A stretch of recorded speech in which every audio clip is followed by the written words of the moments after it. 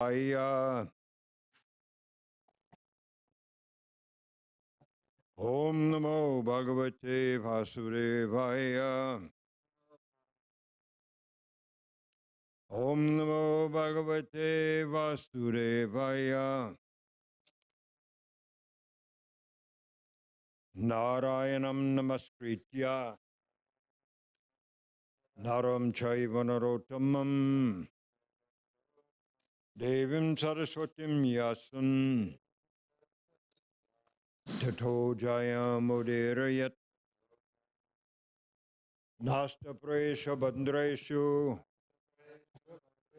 Nityam Bhagavata Sevaya. Bhagavati Uttama Shloke. Bhakti Bhavati Naistiki. Vatara Srimad Bhagavatam Ki Jai. So, chapter 24, the renunciation of Kardama Muni. This is in Canto 3. We're going to be reading the translations, the English translations, beginning with text number 1 and going through text number 9, and then we'll come back and we'll concentrate on text number 5. That'd be good? Okay, text number 1 would, let's see, Jose Prabhu, would you please read text number 1?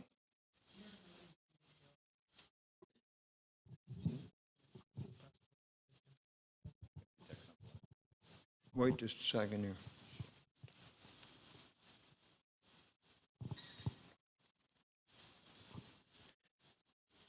You got a microphone too? Are both mics working? Thank you, bro.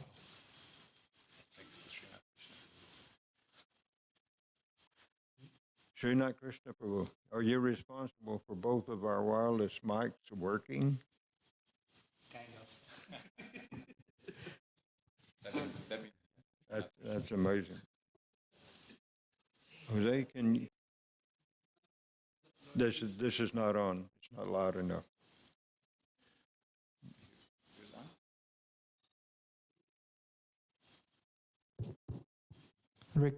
Recalling the words of Lord Vishnu, the merciful sage Kardama replied as follows to Swayambhuva's Manu's praiseworthy. Okay, so this conversation between Kardama Muni and his wife Devahuti, text number 2. the sage said, "Do not be disappointed with yourself, O princess." Muni encouraged his wife not to be sorry, thinking herself unfortunate. Unfortunate, that is, because Kardama Muni is going back to his hermitage and back to his meditation, and she's going to leave her by herself. Her 11 daughters have all gotten married, gone to live with their husbands. So Devahuti finds herself by herself, and so she's a bit concerned about being by herself before her husband goes. Her husband did not fully enlighten her with transcendental knowledge, so it appears. And so therefore, Devahuti is saddened by that fact. She's losing her husband that she's had for a number of years. Okay, text number 3, please. Who has the mic?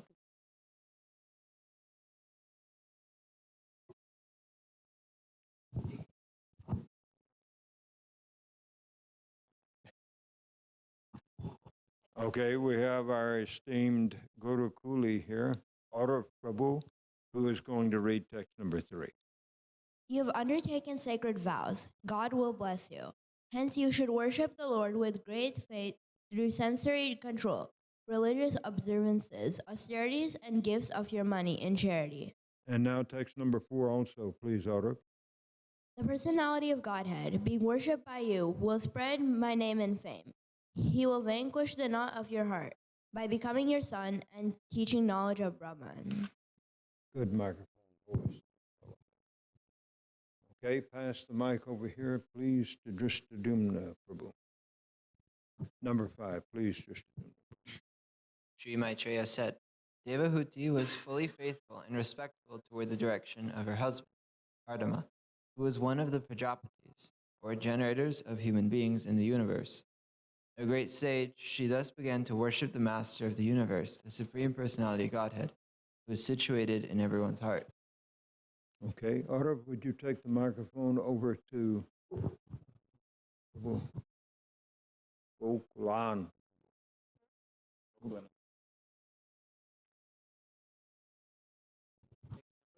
Text number 6, please. Text Is it 6. number 6? After many, many years, the Supreme Personality of God, Madhusudana, the killer of the demon Madhu, having entered the semen of Kardama, appeared in Devati just as a fire comes from wood in a sacrifice. Text number 7, please. Gokulananda Prabhu.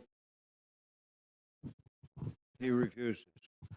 At All the right, time okay. of At the time of his descent on earth, demigods in the form of raining clouds sounded musical instruments in the sky. The celestial musicians, the Gandharvas, sang the glories of the Lord, while celestial dancing girls, known as the Ashparas, danced in joyful ecstasy. Okay, Srinath Krishna Prabhu, would you read text number 8 and 9, please? At the time of the Lord's appearance, the demigods flying freely in the sky showered flowers. All the directions, all the waters, and everyone's mind became very satisfied. Can you Number scroll 9. down a bit? Number 9, please, yes. Brahma, the first-born living being, went along with Marichi and other sages to the place of Kardama's hermitage, which was surrounded by the river Saraswati. Okay, very good. Now let us go back to text number 5, and I'll ask you to repeat after me the transliterations. Maitreya Vacha Devahutyapi Sandesham Goravena Prajapate Samyakshadaya Purusham Kutastam Abhajad Gurum. Let's do it one more time. Maitreya Vacha Devahutyapi Sandesham Goravena Prajapate Samyak Shradhaya Purusham Kutasam Abhajad Gurum. All right, chant, please. Maitreya Vacha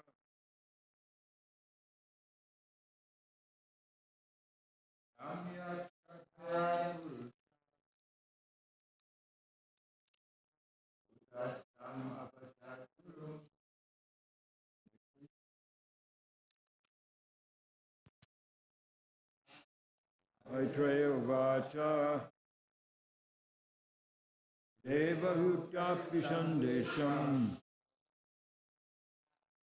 Goravena Prajapate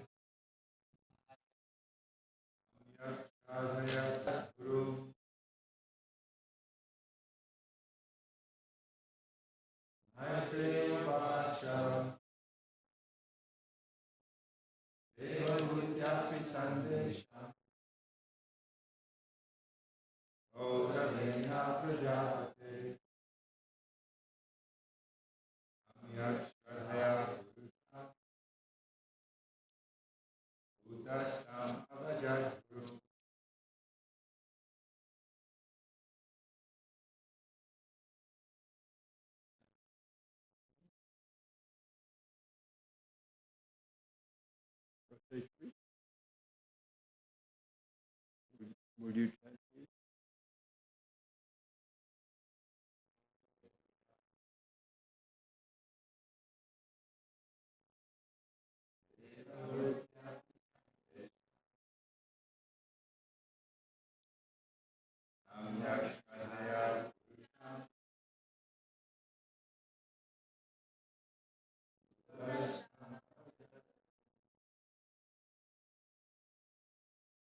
Thank you very much. Have you ten- you- Anyone else?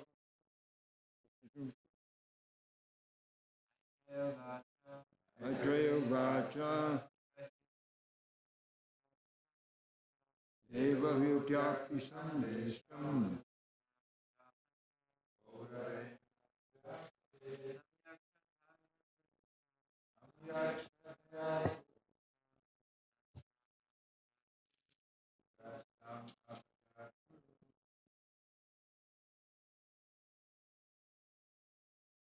Anyone else? All right, thank you very much for that. Translation. Read that again, please, Mr. Dimnapu. Translation to text number 5. Sri Maitreya said, Devahuti was fully faithful and respectful toward the direction of her husband, Kardama, who was one of the Prajapatis, or generators of the human beings in the universe. A great sage, she thus began to worship the master of the universe, the Supreme Personality of Godhead, who is situated in everyone's heart. Okay, would you read, please, Srila Prabhupada's purport, the first paragraph? This is the process of spiritual realization. One has to receive instruction from a bona fide spiritual master. Kardama Muni was Devahuti's husband, but because he instructed her on how to achieve spiritual perfection, he naturally became her spiritual master also. There are many instances wherein the husband becomes the spiritual master. Lord Shiva is also the spiritual master of his consort Parvati. A husband should be so enlightened that he should become the spiritual master of his wife in order to enlighten her in the advancement of Krishna consciousness. Generally, Stri, or woman, is less intelligent than man. Therefore, if the husband is intelligent enough, the woman gets a great opportunity for spiritual enlightenment. Okay. I'm going to ask Nrsinga Rupa Prabhu to read the second paragraph of the purport. Here it is clearly said, Samyak Shraddhaya, that with great faith one should receive knowledge from the spiritual master, and with great faith execute the performance of service. Srila Vishwanath Chakravarti Thakur, in his commentary on Bhagavad Gita, has especially stressed the instruction of the spiritual master. One should accept the instruction of the spiritual master as one's life and soul. Whether one is liberated or not liberated, one should execute the instruction of the spiritual master with great faith. It is also stated that the Lord is situated in everyone's heart. One does not have to seek the Lord outside. He is already there. One simply has to concentrate on one's worship in good faith as instructed by the bona fide spiritual master, and one's efforts will come out successfully. It is also clear that the Supreme Personality of Godhead does not appear as an ordinary child. He appears as he is, as stated in Bhagavad Gita. He appears by his own internal potency, Atma Maya. And how does he appear? He appears when pleased by the worship of a devotee. A devotee may ask the Lord to appear as her son.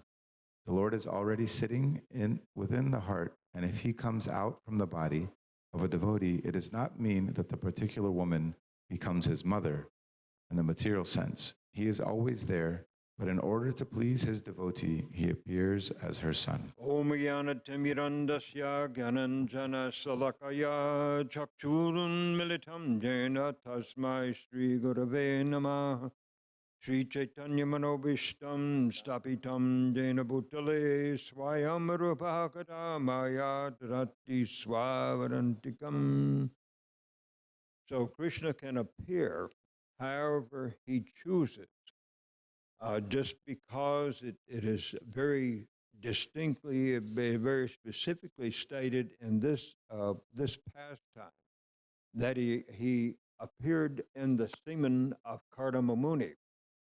And incidentally, this is a topic that is not generally spoken of very much out in our society, but Prabhupada comes right out with it, straightforward. This is how it happened. So regardless of how we might wince a little bit when we hear some of these terms, nonetheless, we're following Prabhupada's teachings and his instructions, and also he received from Srila Prabhupada. So there are a number of ways that Krishna can and will appear and has appeared.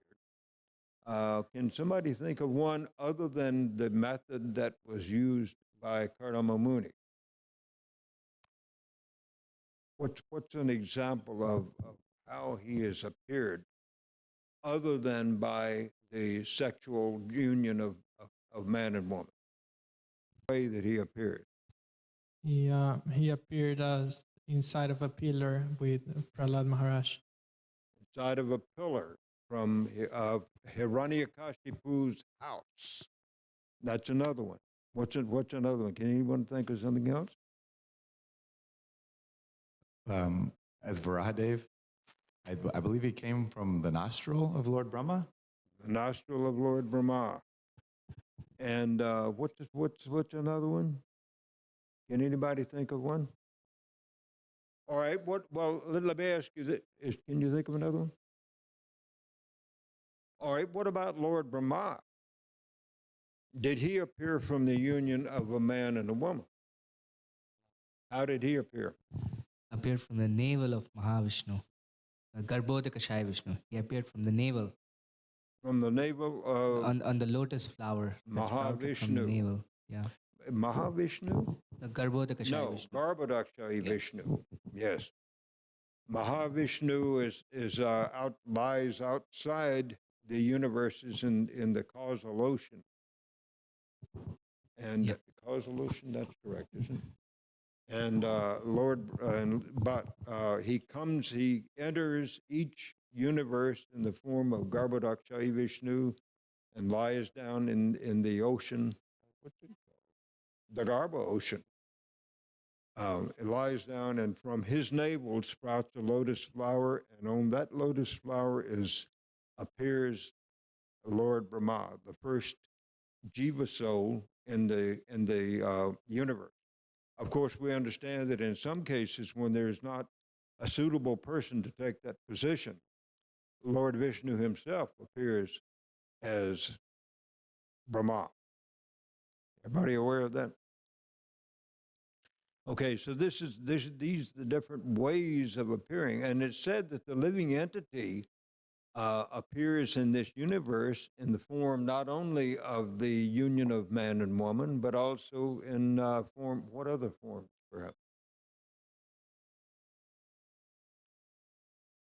He is born from other ways too.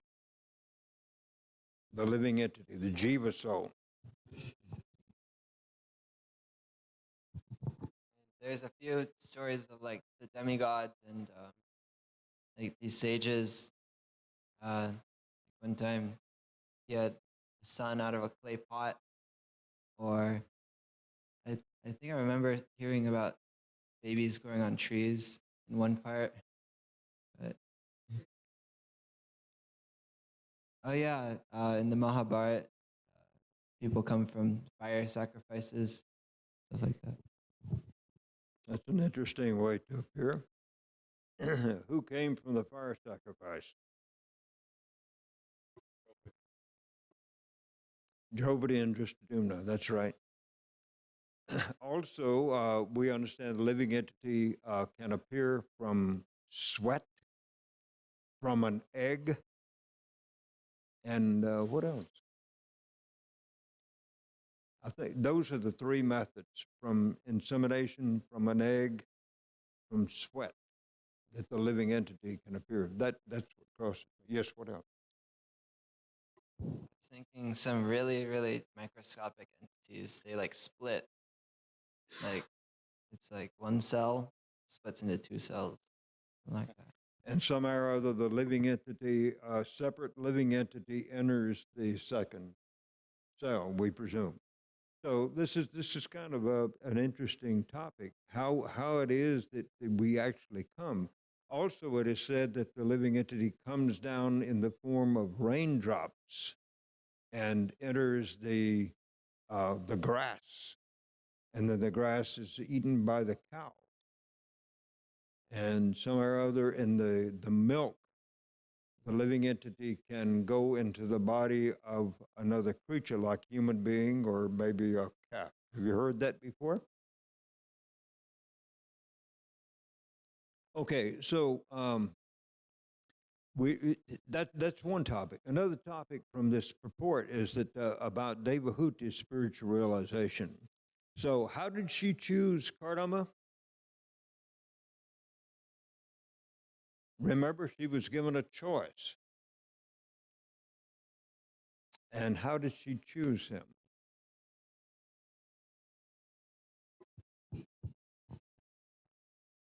Say it again now with the microphone. He was of appropriate age, character, and qualification. All right. Princess hears about a great personality and chooses what location? Vidarbha. Vidarbha. Dwarka? Is it Vidarbha. Vidarbha? Is that a location? Yeah. So, and we also have stated in previous classes that Rukmini also had a part to play in the Vrindavan pastimes of Krishna. And what was her personality there?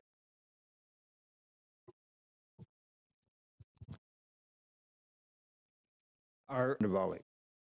And also, Radharani appears as one of the principal queens. And what is her name in Dwaraka?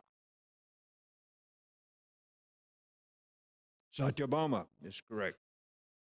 Okay, so then Devahuti chose Kardama before she ever saw him, apparently, just by hearing about him. Rukmini chose Krishna just by hearing about him. And these ladies had the power that they could choose the personality they wanted to become their husband. And then we see that even though Devahuti was a princess of Manu, who was one of the principal personalities early on in the creation of this particular universe, she gave up that opulence that she lived in. And you can imagine the palatial opulence of Manu, her father. And she gave that up to become a servant of Krishna. So when Krishna says in the Bhagavad Gita, Tadvidi Pranipatina, then we see that she was following that instruction perhaps millions of years before that. So this seems to be a truism that has come down through the ages, that Krishna is stating very clearly to Arjuna on the battlefield, to give him an idea of how he can become freed from the entanglement of this material world. Just seek out a bona fide spiritual master. Inquire from him submissively. Render service to him. And Tamal Krishna Goswami included the term menial. Render menial service unto the spiritual master. The spiritual master can give you elucidation because what?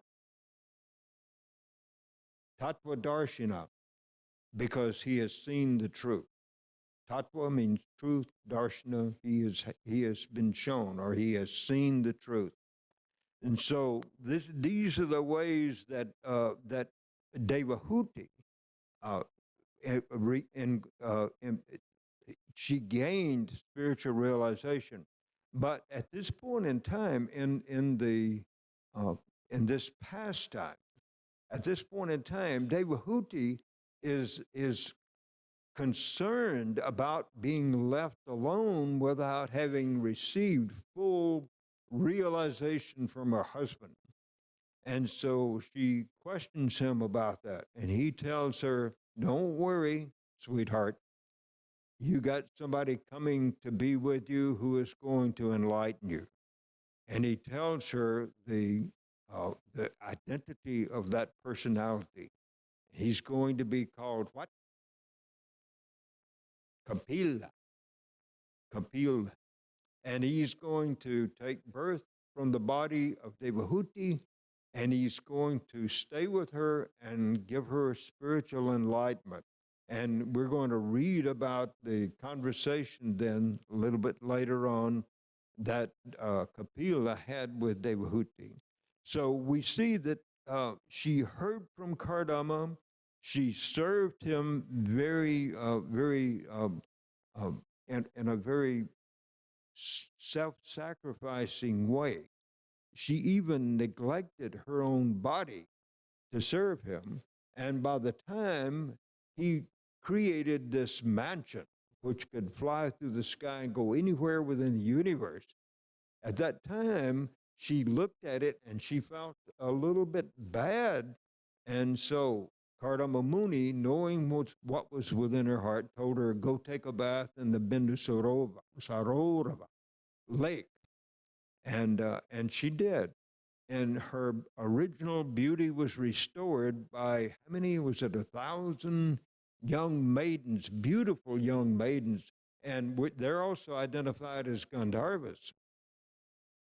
And so this prepared her then to enter this beautiful flying castle that Kardama Muni, he meditated and he created it in a sense, but at the same time, he was astonished by the details of that palace. And so we know from this fact that there was a lot of creation done that had not even entered Kardama Muni's mind. In other words, Krishna recognizes the austerity performed by Kardama Muni. He recognizes him as a very pure-hearted devotee, and therefore he provides him a really nice gift to offer to his wife. And so we see something. There was another time when a personality was very, very poor, and because of his association with Krishna, he was able to give his wife something, even though he didn't know it was being given. And who was that personality? Dama? Sudama Vipra. So he approaches Krishna in tattered clothes, and he's dirty. And what does Krishna do? He takes him up to his own bed chambers, sits him down in his bed, washes his feet, and talks with him as an intimate friend, because what was their connection in the previous part of their lives? Mm-hmm. Classmates. In whose ashram? Sandipani Muni. That's right. That's right. And so Krishna has never forgotten this person, Sudama Vipra. And so he brings him in and treats him like an honored guest. And then what happens then when, did Sudama actually ask Krishna what his wife had suggested that he ask? No. Say more. No. Say more. Say more. Hold the microphone. Say what? Yeah, let's Oh. tell about his appearance there with Krishna and So Sudama wanted to have a gift to bring Krishna, so he brought him. He tried begging for some rice, and all he could get was one piece of chipped rice, and he gave it to little bag of chipped rice that he had on around his neck. He was What? wearing little bag of chipped rice that he had around his neck, and he was why didn't he offer that to Krishna? He didn't offer it to him.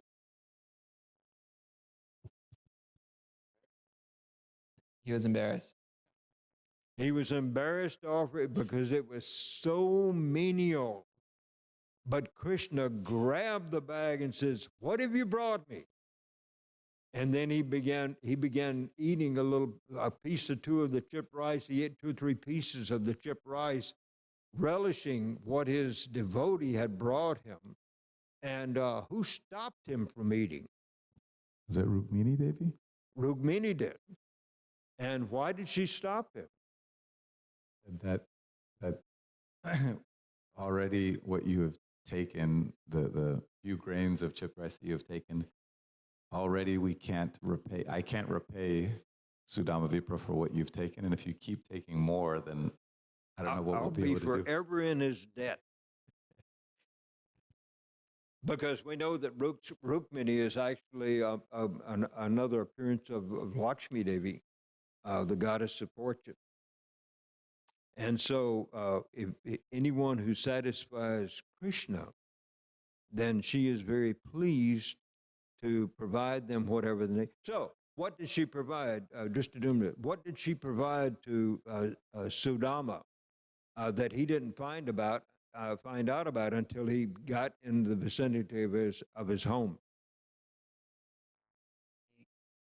I don't remember the whole thing, but they had like a really nice house, and his wife got new clothes, and I think a bunch of cows. What about his house, the hovel that he was living in? What happened? It was I remember described kind of like it wasn't like a palace, but like an estate, basically, right? Like That's right. gardens and And what kind of people were there at the place at his house? Anybody remember? It doesn't say that they were demigods as far as I can remember, but they were beautiful people, just strolling around the grounds. And so this is what Krishna can do if he chooses. Why would Krishna choose not to give such gifts to all of his devotees? Who can answer that? Gokulananda Prabhu. I heard from one devotee. He said, of course, answering your question, because devotees might, become proud of the opulence, and they might get deviated from the path of pure devotional service. And just to add, Gauranga Prabhu mentioned, to be specific, that Krishna wanted to humble Sudama Vipra, by giving him opulence, because he had become, there was a tinge of pride that had come in his heart that I am the poorest. So this is something of a difference between Lord Shiva and Lord Krishna. If a person satisfies Lord Shiva, then Lord Shiva will grant him practically anything he's asking for, even material boons. But Lord Krishna will not do that if it in some way can cause damage to a person's spiritual advancement. He will withhold giving something to a person who can be swept away by material opulence. And so, Lord Shiva, even though he might present a beautiful, wonderful, opulent setting to a person, unless that person is let's put it like this: Lord Shiva himself lives in great austerity. He might provide a person a palace if that person deserves it, and Lord Shiva wants to give it to him. But at the same time, Lord Shiva is very satisfied to live under a tree and surrounded by saintly persons who come to him to gain realization. And he will even sometimes have his consort, Parvati, sitting on his lap, even while he's surrounded by all these great personalities. But he is not affected by the material energy. And Parvati, his consort, is the one who directs the material energy. But still, Lord Shiva is not taken away by it. His consciousness is not taken away. although his consciousness was taken away at one point in time by a beautiful girl. And who was that? Mohini. Mohini. And who was Mohini's, what was her real identity? Lord Vishnu. Lord Vishnu, Krishna. All right, so yeah, so Krishna appears as Mohini at the request of Lord Shiva. And it just takes his mind away. And so he even chases after her and passes semen because he is so awestruck by her. But it is said that where the semen from the body of Lord Shiva touched the earth, there sprung up what? Gold mines. Yes. So these are non-ordinary personalities, and we should never base our own actions on their example or their pastimes, what they might do. We should never expect that Lord Krishna will show himself just because we say, I want to see him. No, it takes a lot more than that. So, but with a personality like Lord Shiva, Krishna is very pleased then to show him his opulence. And there was another time when I think Krishna was walking along with Narada Muni. Remember this pastime? And Narada says, Krishna, I'm really interested to know how your material energy works. And so Krishna stopped and said, you know, I'm a little bit thirsty. Would you take this cup and go? There's a house nearby. Would you go over and ask for some water and bring it to me, please? So when Narada Muni goes over there, a young woman comes to the door, and she is so beautiful that his mind is taken away.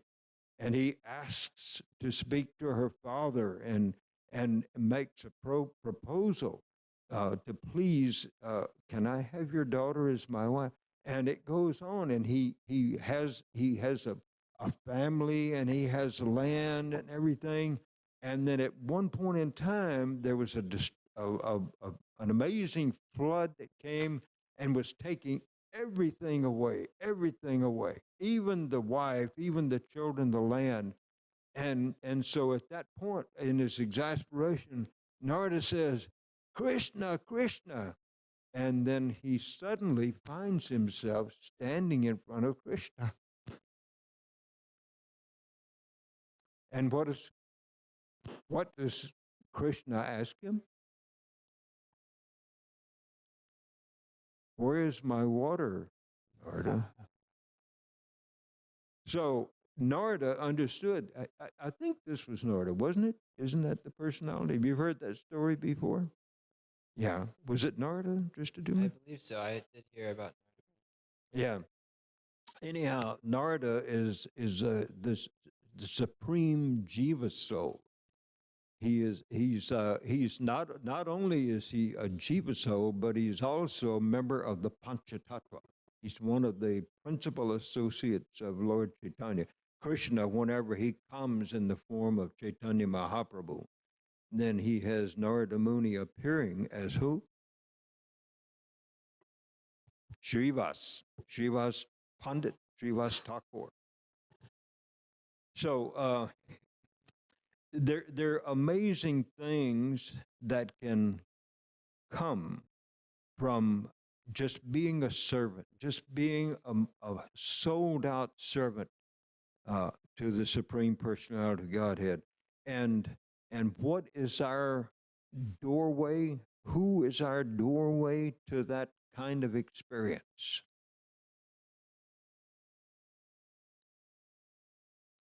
How about our spiritual master? Yeah. External manifestation of supersoul, he has been known as. And by inquiring submissively from our spiritual master, not only our spiritual master, but our spiritual master's representatives as well, inquiring submissively and rendering some menial service to our spiritual master or to his more advanced representative, we also can have that kind of experience that uh, Queen Devahuti, not Queen, Devahuti is experiencing herself. Princess, we can say, Princess Devahuti is experiencing. So, what then do we learn as devotees from this pastime of Devahuti and Kardama? Seek out a spiritual master, render menial service, inquire submissively, and the spiritual master then can bestow on us, the sold out disciple. He can bestow on us the knowledge that he has received, and by that knowledge, then we can gain spiritual advancement, spiritual realization. Hare Krishna. Do we have any comments or questions now that anybody, something has been in your mind? Yes, Mr. Dumna Prabhu. So Hold the mic. I know a little bit about how this pastime goes. It's been kind of a long time, but Kardama Muni is talking about how he's leaving before her son is even born, right? And so I do remember reading about how Kardama Muni, he leaves family life even to find Krishna. That's the point of leaving family life. But Krishna himself is appearing as his own son. And so I'm kind of wondering, why is it that Kardama has this need to leave, even though the goal is coming as his own son? Well, is that explicitly stated? I don't know. I don't know whether that is explicitly stated why he left at that particular time. But we can learn something from that also, and that is before we give up our householder responsibilities and leave our walk away and leave our wife. And this has been done in ISKCON, much to our chagrin. It has been done within ISKCON that people have walked away from their wives and their children and taken sannyas. Now, if one receives an instruction such as Srila Prabhupada received from his spiritual master, then that is justifiable. And besides, Srila Prabhupada had older sons to leave his wife in the care of. But we can't follow the example of Kardama Muni because this is not something that we can do or that we should do. We might have a great desire to give up all the headaches and the having to, deal with all the details of family life, the money, the residence, the automobiles, and all these things. We might have the desire to give that up and live a very simple life. But now I think ISKCON has established the precedent that one must make sure that his wife and his children are very well taken care of from now on. If he's not going to be there, if he's going to take sannyas.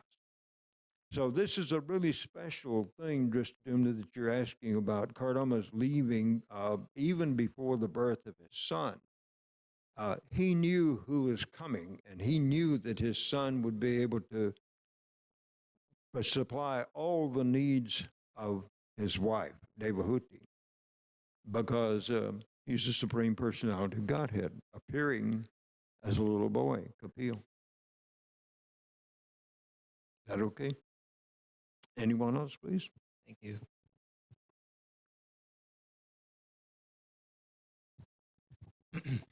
I found it interesting in the second paragraph of the purport how many times the word faith was used. Like in the first sentence here, it is clearly said, Samyak Shraddhaya, that with great faith one should receive knowledge from the spiritual master, and with great faith execute the performance of service.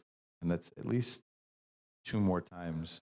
So I was just kind of reflecting on how, or maybe asking wanting to ask the question, how can we best develop faith, or if we have some faith, how can we strengthen that faith in the instructions of our spiritual master. How can we do that? How can we do that? We know that our faith is increased by being around persons who have faith. Just as if we don't know exactly how to act in certain ways, we put ourselves in the association of those who do know how to act as a devotee. And so that faith then increases when we experience other people's faith in our spiritual master. For example, we have many people in our community now who are disciples of His Holiness Radhanath Swami Maharaj. And he's one of many of Prabhupada's disciples who have taken up the role of providing what they were given by Srila Prabhupada.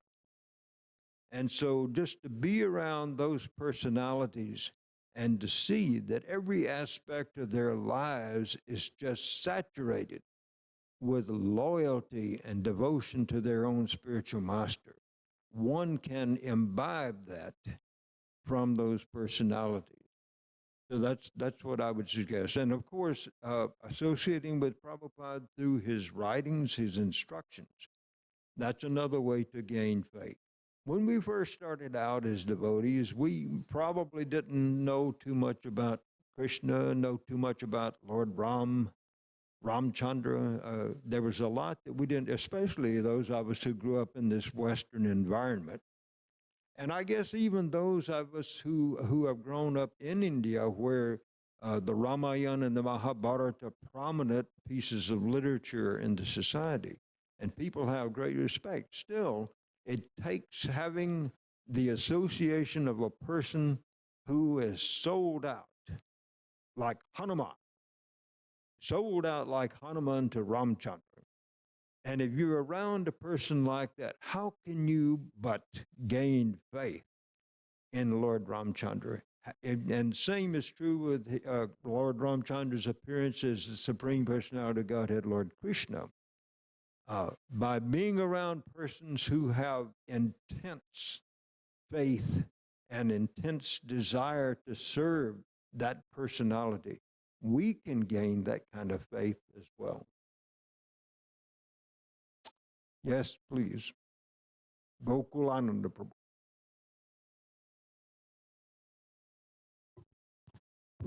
It's magic. Prabhu, thank you for wonderful, super wonderful class.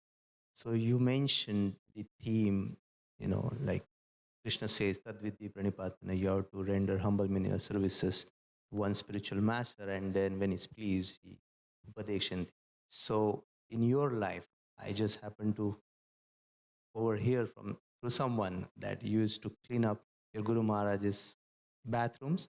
My You did that claim to service. fame. My claim to fame. Cleaning the bathroom. Yeah, so you did that wonderful service for a long time.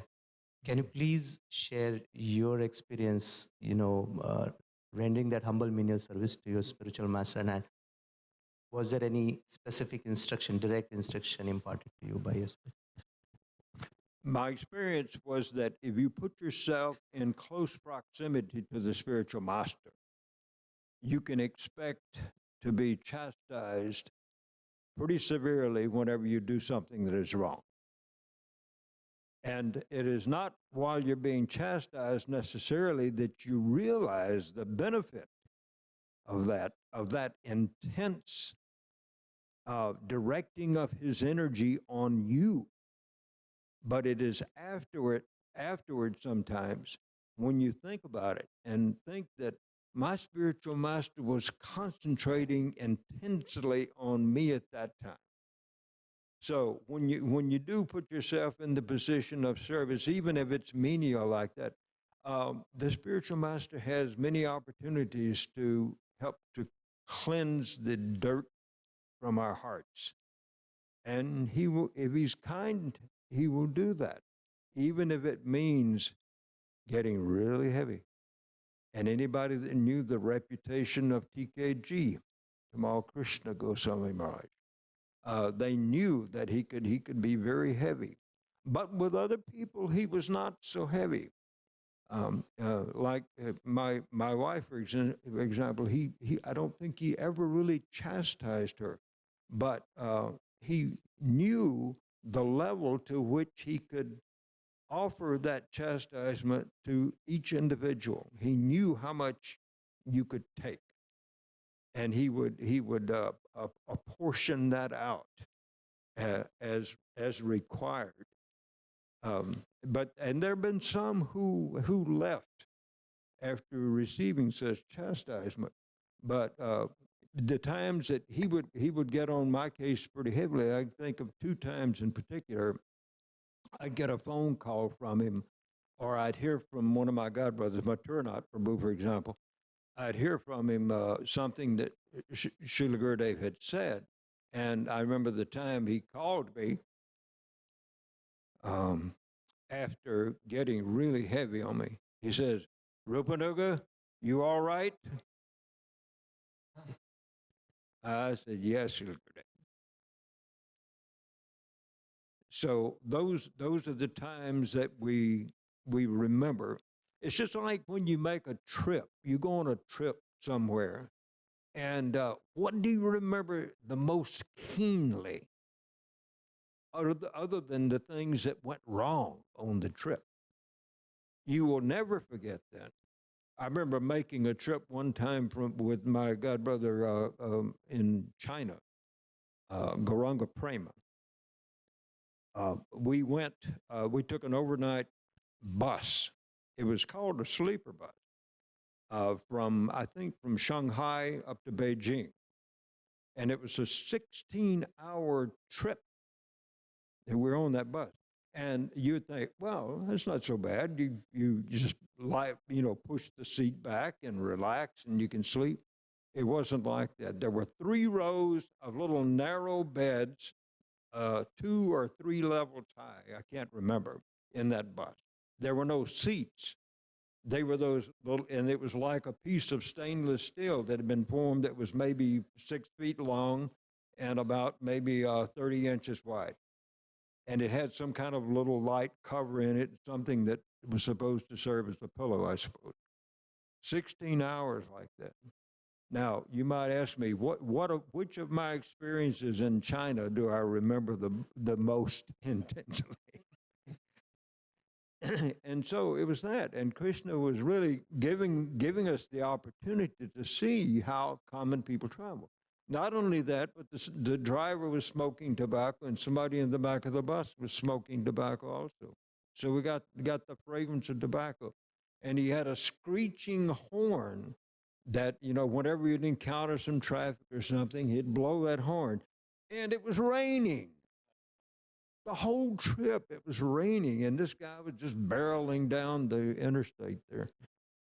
So those kinds of things. So when you're around your spiritual master and you get chastised by him, those are some of the times that you have the most intense energy directed on you.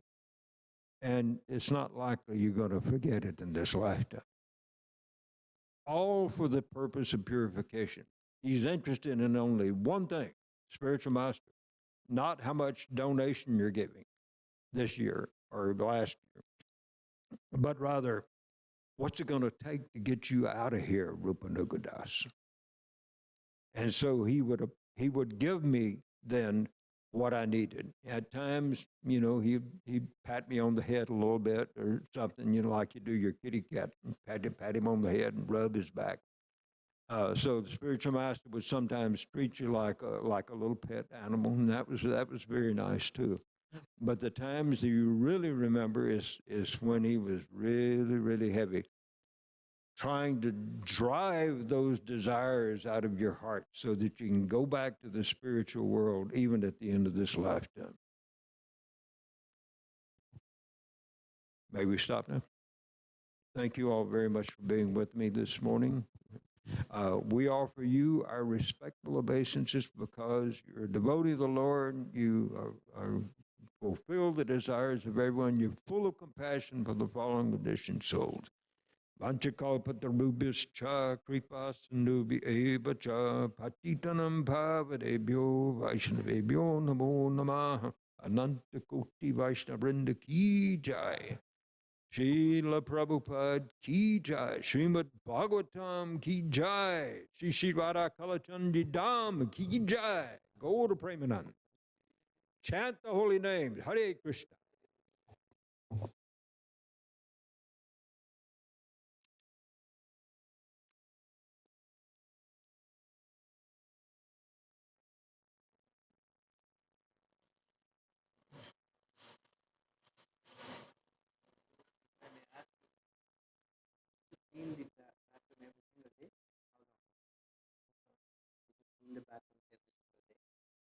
While he was staying here, and he was present in this community.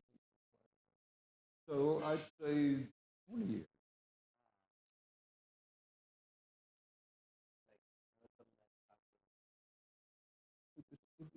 It's not a bad job. It wasn't like yeah.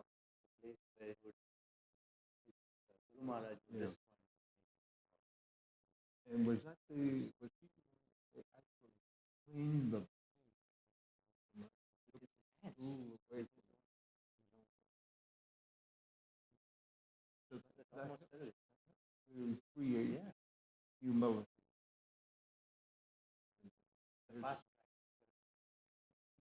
There's also a statement in the Bible that the Lord said, I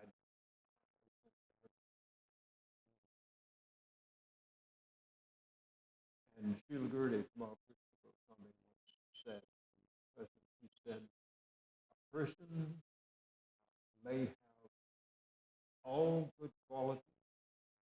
And he, in other words, whether I had said something, I wish I could quote something, but he said, a person may have all good qualities, but if he doesn't have humility, and he said, on the other hand, if a person has practically no good qualities, but has humility, then you can.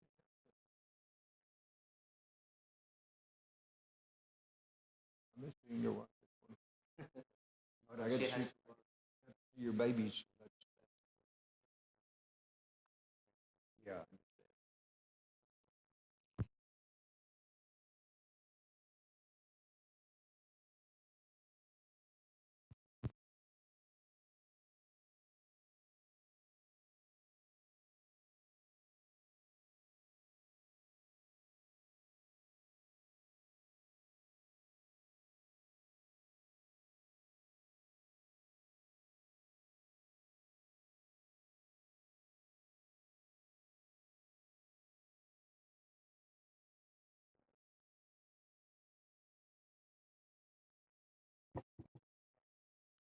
I forgot to mention.